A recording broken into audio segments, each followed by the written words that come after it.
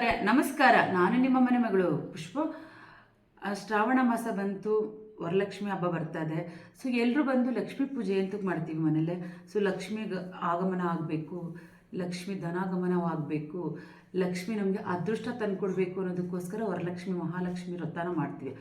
ವರಮಹಾಲಕ್ಷ್ಮಿ ವ್ರತ ಮಾಡಬೇಕಾದ್ರೆ ಸೊ ಪ್ರತಿ ವರ್ಷಕ್ಕಿಂತ ಒಂದೊಂದು ವರ್ಷ ಕೂಡ ನಿಮ್ಮ ಒಂದು ಜೀವನದಲ್ಲಿ ಏಳಿಗೆ ಆಗಬೇಕು, ಅಭಿವೃದ್ಧಿ ಆಗಬೇಕು ಅಂದರೆ ಹೇಗೆ? ಸೊ ಈಗ ನಾವು ಬಂದು ಏನು ಮಾಡ್ತೀವಿ, ವರಲಕ್ಷ್ಮಿ ಹಬ್ಬ ಶುರುವಾಯಿತು ಅಂದ್ರೆ ಒಂದು 2-3 ದಿವಸದಿಂದ ಡೆಕೋರೇಷನ್ ಎಲ್ಲ ಶುರು ಮಾಡ್ಕೊತೀವಿ. ಲಕ್ಷ್ಮಿ ತಿಂಡಿ ಪ್ರಿಯೆ. ಸೊ ಒಳ್ಳೊಳ್ಳೆ ಒಂದು ಸ್ವೀಟ್ ಖಾದ್ಯ ಎಲ್ಲ ರೆಡಿ ಮಾಡಿಕೊಂಡು ಲಕ್ಷ್ಮಿಗೆ ನೈವೇದ್ಯ ಮಾಡಿದರೆ ತುಂಬಾ ಲಕ್ಷ್ಮಿ ಖುಷಿ ಪಡ್ತಾಳೆ. ಸೊ ಇದರೊಳಗೆ ಲಕ್ಷ್ಮಿಗೆ ಪ್ರಿಯವಾದದ್ದು ನಾನು 2 ಹೇಳ್ತೀನಿ ಇವತ್ತು ನಿಮಗೆ. ಏನು ಅಂತ ಅಂದರೆ, ಒಂದು ಬಂದು ಈ ಕಡಲೆನ ಬಂದು ಮಿಕ್ಸಿಲಿ ಹಾಕಿ ಪೌಡರ್ ಮಾಡ್ಕೋಬೇಕು. ಅದಕ್ಕೆ ಸ್ವಲ್ಪ ಬಂದು ಬೆಲ್ಲ ತುರಿದಾಕಿ, ಕೊಬ್ಬರಿ ತುರಿದಾಕಿ, ಏಲಕ್ಕಿನ ಕುಟ್ಟಾಕಬೇಕು. ಸೊ ಇದನ್ನ ಬಂದು ಚಿಕ್ಕದಾಗಿ ಕವರ್ ಪ್ಯಾಕಿಂಗ್ ಮಾಡ್ಕೊಳ್ಳಿ. ಸೊ ನಿಮ್ಮ ಮನೆಗೆ ಬರೋ ಒಂದು ಮುತ್ತೈದೆಯರಿಗೆ ಅರ್ಶಿನ ಕುಂಕುಮ ಜೊತೆ ಆ ಒಂದೊಂದು ಪ್ಯಾಕೆಟ್ ಕೂಡ ಇಡಿ. ತುಂಬಾ ಲಕ್ಷ್ಮಿ ಪ್ರಸನ್ನ ಆಗ್ತಾಳೆ, ಲಕ್ಷ್ಮಿ ನಿಮಗೆ ತುಂಬಾ ಹೊಲಿಯುತ್ತೆ. ಇದ್ರ ಜೊತೆಗೆ ಲಕ್ಷ್ಮಿಗೆ ಬಂದು ಇನ್ನೂ ಒಂದು 2ನೇದು, ನೀವೇನೋ ಒಂದು ಪ್ರಸಾದ ಮಾಡಿರ್ಬೇಕು. ನೀವು ಎಷ್ಟೇ ಬಗೆ ತಿಂಡಿ ಮಾಡಿಟ್ಟಿರಿ, ಎಷ್ಟೇ ಒಂದು ಖಾದ್ಯ ಮಾಡಿಟ್ಟಿರಿ, ಎಷ್ಟೇ ಒಂದು ಹಣ್ಣು ಮಾಡಿಟ್ರಿ, ಆದರೆ ನಿಮಗೆ ಲಕ್ಷ್ಮಿ ಪ್ರಸನ್ನ ಆಗೋದು.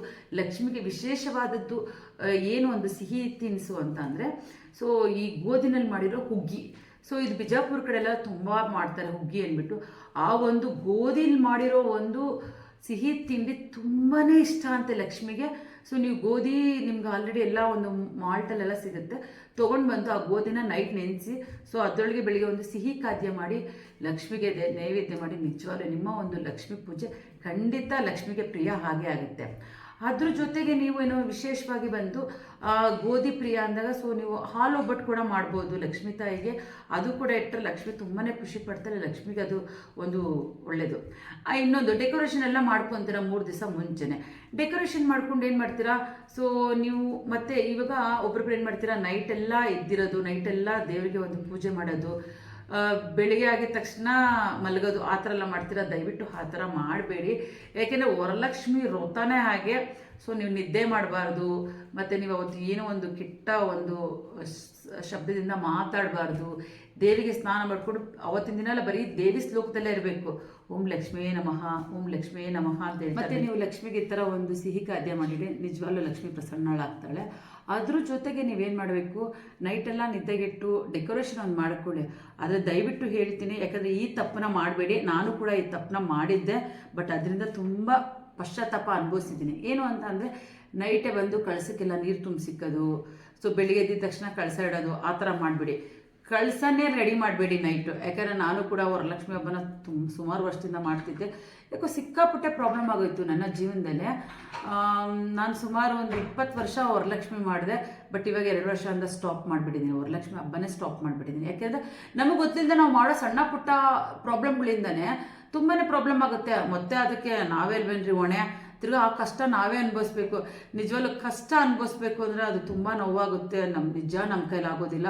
ಯಾಕೆಂದರೆ ನಾನು ಹೀಗೆ ವರಲಕ್ಷ್ಮಿ ಹಬ್ಬ ಮಾಡ್ಬೇಕಾದ್ರೆ ತುಂಬ ಅದ್ದೂರಿಯಾಗಿ ಆಚರಿಸ್ತಿದ್ದೆ. ನೈಟೆಲ್ಲ ಡೆಕೋರೇಷನ್ ಮಾಡೋದು, ರೆಡಿ ಮಾಡೋದು. ಮತ್ತು ನನ್ನ ಫ್ರೆಂಡ್ಸ್ ಎಲ್ಲ ಏನು ಮಾಡ್ತಿದ್ರು ಅಂದರೆ, ನೈಟ್ ಫುಲ್ಲು ಹಾಗೆ ಎದ್ಬಿಡ್ತಿದ್ರು. ಹಾಗೆ ಸ್ನಾನ ಮಾಡ್ಕೊಂಡು ಒಂದು 10 ಗಂಟೆಗೆ ಶುರು ಮಾಡಿದ್ರೆ ಕಳಸ ಗಿಳಸೆಲ್ಲ ಇಟ್ಟು ಎಲ್ಲ ಫುಲ್ಲು ಲಕ್ಷ್ಮಿನ ರೆಡಿ ಮಾಡಿ, ತಿರ್ಗಿ 4 ಗಂಟೆ ಜಾವದಲ್ಲಿ ಸ್ನಾನ ಮಾಡ್ಕೊಂಡು ಹಾಗೆ ಪೂಜೆ ಮಾಡಿಬಿಟ್ರೆ ಒಳ್ಳೇದು ಅಂತಿದ್ರು. ಸೊ ನಾನು ಅದೇ ಥರ ಮಾಡ್ತಿದ್ದೆ. ಬಟ್ ತಪ್ಪು ತಪ್ಪು. ಯಾಕೆಂದರೆ ನಾನಂತೂ ಈ ತಪ್ಪನ್ನ ಮಾಡಿದ್ದೀನಿ. ಸೊ ನೀವು ಆ ತಪ್ಪನ್ನ ಮಾಡಬೇಡಿ ರೀ. ನಿಮ್ಗೆ ಎಷ್ಟು ಸರಳವಾಗಿ ಆಗುತ್ತೋ ಅಷ್ಟು ಸರಳವಾಗಿ ವರಲಕ್ಷ್ಮಿ ಹಬ್ಬ ಮಾಡಿ. ಯಾಕೆ ನೀವು ತುಂಬ ಅದ್ದೂರಿಯಾಗಿ ಮಾಡಬೇಕು. ಅವರೇನೋ ಉಯ್ಯಾಲೆಯಲ್ಲಿ ಕೂರಿಸಿದ್ದಾರೆ, ಸೊ ಇವ್ರು ಬಂದು ಸೋಫಾ ಫುಲ್ ಕೂರಿಸಿದ್ರು, ಸೊ ಇವ್ರು ಟೇಬಲ್ ಫುಲ್ ಕೂರಿಸಿದ್ರು, ವಾವ್ ಅವ್ರ ಮೇಲೆ ಲಕ್ಷ್ಮಿ ನೋಡೋದಕ್ಕೆ 2 ಕಣ್ಣು ಸಾಲಿಲ್ಲ ಅನ್ಕೊಂಡು ಹಾಗೆ ಹೇಗೆ ಅಂತ ಏನೋ ನೀವು ಅನ್ಕೋಬೇಡಿ. ಅಂದ್ಕೊಂಡು ನೀವು ಅದೇ ಥರ ಮಾಡಬೇಕು ಅಂತ ಕಾನ್ಸೆಪ್ಟ್ ಎಲ್ಲ ಮಾಡ್ಕೋಬೇಡಿ. ಲಕ್ಷ್ಮಿಗೆ ಏನು ಗೊತ್ತೇನ್ರಿ, ಪ್ರೀತಿಯಿಂದ ನೀವು 5 ವಿಲೆದೆಲ್ಲ ಇಟ್ಟು, ಒಂದು ಕಾಯಿ, ಒಂದು ಚೊಂಬು ಇಟ್ಟು ನೀವು ಪೂಜೆ ಮಾಡಿದ್ರೆ ಖಂಡಿತ ಪ್ರಸನ್ನ ಹಾಗೆ ಆಗ್ತಾಳೆ ಲಕ್ಷ್ಮಿ. ನಿಮ್ಗೆ ಅಷ್ಟು ಅದ್ದೂರಿಯಾಗಿ ಮಾಡಿದ್ರೆ ನಿಮಗೆ ಪ್ರಸನ್ನ ಆಗೋದು ಅನ್ನೋದೆಲ್ಲ ಸುಳ್ಳು ರೀ. ಸೊ ಆದಷ್ಟು ವರಲಕ್ಷ್ಮಿ ಹಬ್ಬ ಮಾಡ್ಬೇಕಾದ್ರೆ ಏನು ಮಾಡ್ತೀರಾ, ಬೆಳಿಗ್ಗೆನೇ ಎದ್ದು ಒಂದು ಬ್ರಾಹ್ಮಿ ಮುಹೂರ್ತದಲ್ಲಿ 4 ಗಂಟೆಲಿ ಎದ್ದು ಅವಾಗ ಬಂದು ಸ್ವಲ್ಪ ಗಂಜಲ ಉಪ್ಪು ಹಾಕಿ, ನೆಲ ಒರೆಸೋ ಅಂತ ಒಂದು ನೀರಿಗೆ ಬಕೆಟ್ಗೆ ಸ್ವಲ್ಪ ಉಪ್ಪು ಗಂಜಲ ಹಾಕ್ಕೊಂಡು ನೀಟಾಗಿ ಮನೆಯೆಲ್ಲ ಒರೆಸ್ಕೊಳ್ಳಿ. ಮನೆ ಒರೆಸ್ಕೊಂಡು ಸೊ ನೀವು ಸ್ನಾನಕ್ಕೆ ಹೋಗ್ಬೇಕಾದ್ರೂ ಕೂಡ ಆ ಒಂದು ಬಿಸಿ ನೀರಿಗೆ 1-2 ತೊಟ್ಟು ಗಂಜಲ ಹಾಕ್ಕೊಂಡು ಸ್ನಾನ ಮಾಡ್ಕೊಳ್ಳಿ.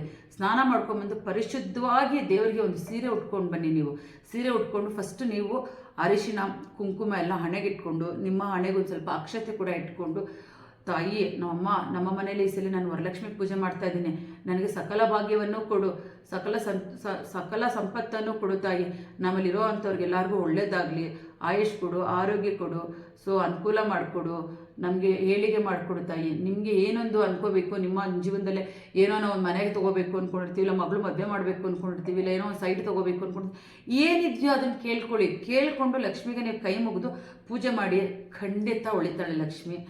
ಸೊ ನೆಕ್ಸ್ಟ್ ಎಪಿಸೋಡಲ್ಲೇ ವರಲಕ್ಷ್ಮಿಗೆ ಕಳ್ಸಕ್ಕೆ ಏನೇನು ಹಾಕಬೇಕು ಅಂತ ಹೇಳ್ತೀನಿ.